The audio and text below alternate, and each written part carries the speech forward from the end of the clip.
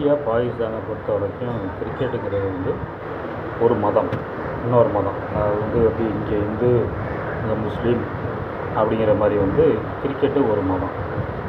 அந்த மதத்தை வச்சு ஏற்கனவே மதத்தை வச்சு அயோத்தி பிரச்சனை வச்சு தீர்த்தாச்சு. ராமர் கோயில் கட்டுறேன்னு சொல்லி அதை வச்சு அதை மூலமாக வந்து ஒரு கட்சி வளர்ந்துச்சு. இப்போ வந்து இந்த கிரிக்கெட் மதத்தை எடுத்திருக்காங்க. அதாவது வந்து ஒரு நாடுக்கு இடையில் வந்து இந்த போட்டிகள் நடக்கிறதே வந்து ஒரு பரஸ்பரம் மீட் பண்ணிக்கிற போது இந்த விளையாட்டின் மூலமாக வந்து பகைமை வளராமல் பகைமை வந்து அழியுது, நட்பு வளரும். போட்டிகள் நடக்கிறதுனால வந்து நட்பு தான் வளரணும். அதனால தான் கை கொடுக்கலாம் கிடையாது.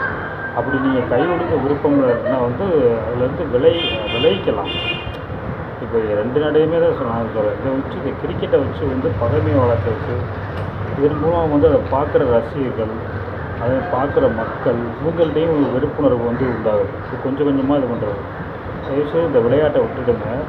விளையாட்டில் வந்து விளையாடாதீங்க. விளையாட்டை வச்சு விளையாடாதீங்க. அதில் இந்த இதை வந்து இது பண்ணிட்டு கிரிக்கெட்னா கை கொடுக்காத போட்டியில் கலந்துக்க வேண்டிய அவசியம் இல்லை. இதை வந்து போட்டியில் கலந்துக்கிங்கன்னா அப்புறம் அதை வச்சு ஒரு அரசியல் பண்ணுறாங்க.